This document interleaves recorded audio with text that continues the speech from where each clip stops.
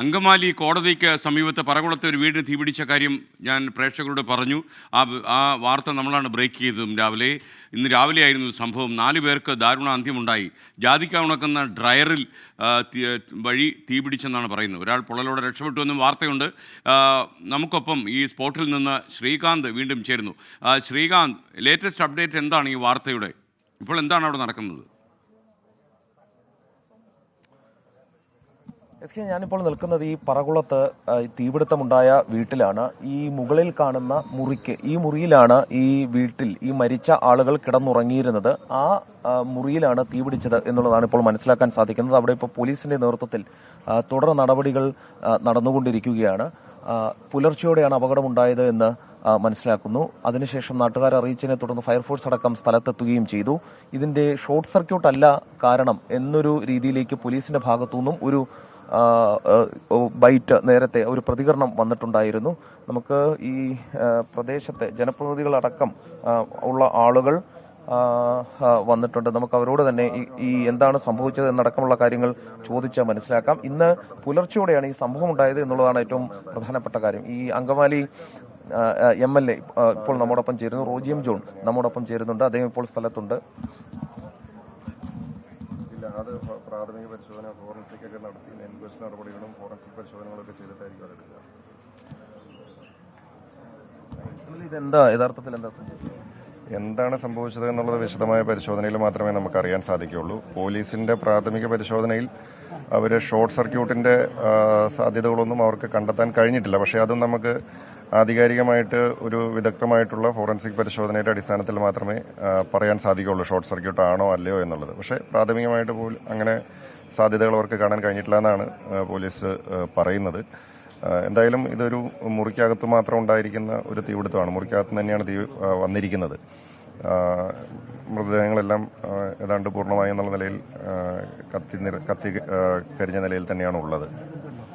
പുലർച്ചെയാണോ സംഭവിച്ചത്? പുലർച്ചെ ഏകദേശം 5 മണിയോട് കൂടിയിട്ടാണ് സമീപത്തുള്ള ആളുകൾ ഇത് അറിയുന്നത്. കാരണം ചിലർ നടക്കാൻ പോയ ആളുകൾ, നടക്കാൻ ഇറങ്ങിയ ആളുകൾ തീപിടുത്തം പെട്ടെന്ന് തീ കണ്ട് ഇവിടേക്ക് വരികയായിരുന്നു.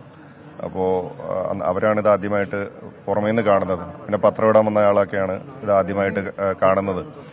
അപ്പോൾ അവർ വരുമ്പോൾ കാണുന്നത് താഴത്തെ നിലയിൽ, സാധാരണ നിലയിൽ ഇവിടെ അമ്മ താഴത്തെ നിലയിലാണ് കിടന്നുറങ്ങാറ്. ഇവര് മുകളിലത്തെ നിലയിൽ, മരണപ്പെട്ട ആളുകൾ കുടുംബം അവർ മുകളിലാണ് കിടന്നുറങ്ങാറ്. അപ്പോൾ ആളുകൾ വരുമ്പോൾ കാണുന്നത് അമ്മ നിലവിളിച്ചുകൊണ്ട് താഴെ നിൽക്കുന്നതാണ് കാണുന്നത്. എന്തെങ്കിലും തരത്തിലുള്ള പ്രശ്നങ്ങളോ ബാധ്യതകളോ അങ്ങനെ എന്തെങ്കിലും പറഞ്ഞു കേൾക്കുന്നുണ്ടോ? അങ്ങനെയൊന്നും നമ്മുടെ അറിവിലില്ല.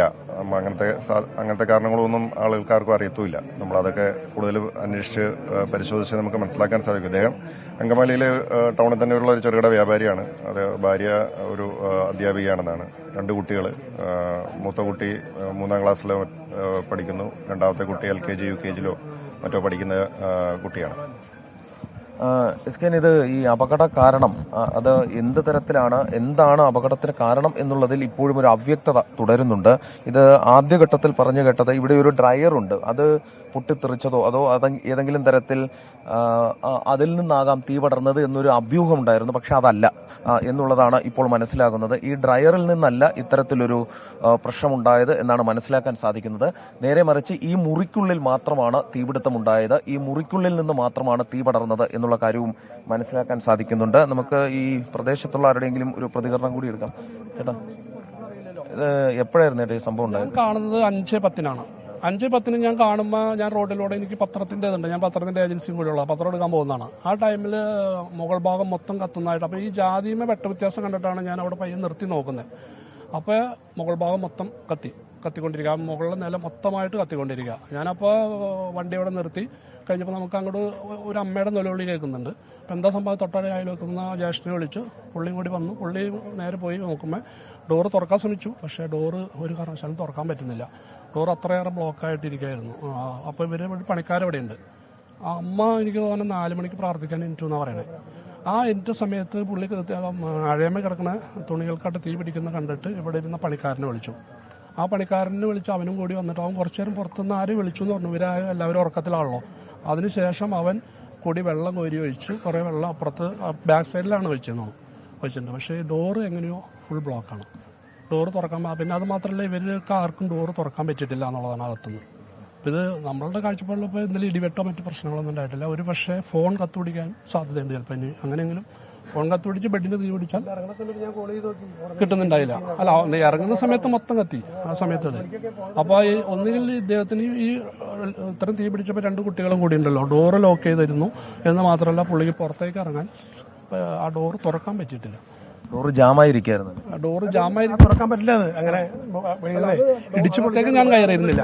അങ്ങനെ പെട്ടെന്ന് തുറക്കാനായിട്ട് തീ വളരെ വലിയ തീപിടുത്തമായതുകൊണ്ട് നമുക്കൊന്നും ചെയ്യാനില്ലാത്തതുകൊണ്ട് അകത്തേക്ക് ഞാൻ കയറിയില്ല. ഞാൻ ഫയർഫോഴ്സിന് വിളിച്ചോളൂ. ഈ അയൽവക്കത്തെ അദ്ദേഹമാണ് അകത്ത് കയറിയത്. പുള്ളി പറഞ്ഞത് ഡോറ് തുറക്കാൻ പറ്റുന്നില്ല എന്ന്. പുള്ളി അടിച്ചു നോക്കി. എന്റെ വീടാ കാണുന്നതാണ് ആ കിഴക്ക്. ഞാൻ അവിടെ നിൽക്കുന്ന സമയത്ത് 5 മണിക്ക് നടക്കാൻ പോകുന്നുണ്ട്. ആ ഡ്രസ്സിൽ തന്നെ ഇപ്പം നിൽക്കുന്നത്.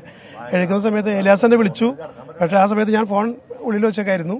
വെളിയിലേക്ക് ഇറക്കുമ്പോൾ പട്ടി കിടന്ന് ഭയങ്കര കുറക്കിലും വരയ്ക്കുന്നുണ്ട്. അപ്പോൾ ഞാൻ വീടിന്റെ സൈഡിൽ എന്തെങ്കിലും നോക്കിയപ്പോൾ ഈ തീന്റെ വെളിച്ചോടെ കാണുന്നത്. അങ്ങനെ വെളിയിലേക്ക് ഓടി വന്നേ. ഓടിയ സമയത്ത് ഇവര് എലിയാസ് ഉണ്ട്, എന്റെ ചേട്ടൻ്റെ, ഞങ്ങൾ 3-4 ആളുകൾ ആ സമയത്ത് ഉണ്ടായിരുന്നുള്ളൂ.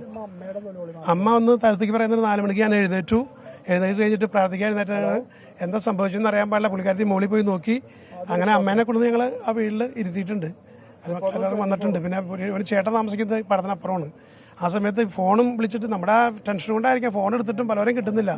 അങ്ങനെ ഓരോരുത്തരോട് വിളിച്ചിരുന്നു. 5:30 ആയപ്പോഴേക്കും. ദീർഘകാലമായിട്ട് അങ്കമാലിൽ വ്യാപാരം ചെയ്യുന്ന AP കുര്യച്ചൻ എന്ന ഞങ്ങളുടെ വ്യാപാരിയുടെ 2ാമത്തെ മകനാണ് ബിനീഷിന്റെ ഭാര്യ അനു. എന്തെങ്കിലും തരത്തിലുള്ള സാമ്പത്തിക പ്രശ്നങ്ങളോ ബാധ്യതയോ അങ്ങനെ എന്തെങ്കിലും ഉള്ളതായിട്ട് നമ്മൾ ഇതുവരെ കേട്ടിട്ടില്ല, അറിഞ്ഞിട്ടില്ല. ഷോർട്ട് സർക്യൂട്ട് ആയിരിക്കുമോ എന്നൊരു സംശയം രേഖപ്പെടുത്തുന്നുണ്ട്. ഫോറൻസിക് ആളുകൾ വന്ന് പരിശോധിച്ചാലാണ് എന്താണ് യഥാർത്ഥത്തിൽ സംഭവിച്ചതെന്ന് നമുക്കറിയാൻ പറ്റുള്ളൂ. ആദ്യം പറഞ്ഞു കേട്ട് ഇവിടെ എന്തോ ഒരു ഡ്രയർ ഉണ്ട്, അതിൽ നിന്നാകാനുള്ള സാധ്യത. അതൊക്കെ വെറുതെ പറയണത്. ആ ഭാഗമൊക്കെ വേറെയാണ്. അതും ഈ ബെഡ്റൂമും ബെഡുമായിട്ടൊന്നും യാതൊരു ബന്ധമില്ല. മിക്കവാറും ഷോർട്ട് സർക്യൂട്ടിനുള്ള ഒരു സാധ്യത മാത്രമാണ് ഇപ്പോൾ കാണുന്നുള്ളൂ. അതും നമുക്ക് സ്ഥിരീകരിക്കണമെങ്കിൽ ഫോറൻസിക്കിലെ ആളുകൾ വന്ന് പരിശോധിച്ചാലേ നമുക്ക് പറയാൻ പറ്റുള്ളൂ. ഈ ദൃക്സാക്ഷികളടക്കമാണ് SKN ഇപ്പോൾ നമ്മളോട് സംസാരിച്ചത്. അവർ പറയുന്നത് രാവിലെ ഏതാണ്ട് ഒരു 5 മണി 5:10 കൂടി ഇവർ ഇതിലെ നടക്കാൻ ഇറങ്ങുന്ന സമയത്താണ് ഈ തീപിടുത്തവും വലിയ നിലവിളിയും കേട്ടത്. ഈ നിലവിളി കേട്ടതിന് തൊട്ട് പിന്നാലെയും അവർ ഇവിടേക്ക് എത്തി തീ അണയ്ക്കുന്നതിന് വേണ്ടിയുള്ള ശ്രമം നടത്തുകയും ചെയ്തു. പക്ഷേ അതിന് സാധിച്ചില്ല. പിന്നീട് ഇപ്പോൾ പോലീസും ഫയർഫോഴ്സും ഒക്കെ സ്ഥലത്തുണ്ട്. എന്താണ് യഥാർത്ഥ കാരണം, അപകടത്തിന് കാരണം എന്നുള്ളത് ഇനി വേണം കണ്ടെത്തേണ്ടത്. SKN. Okay, thank you Srikanth.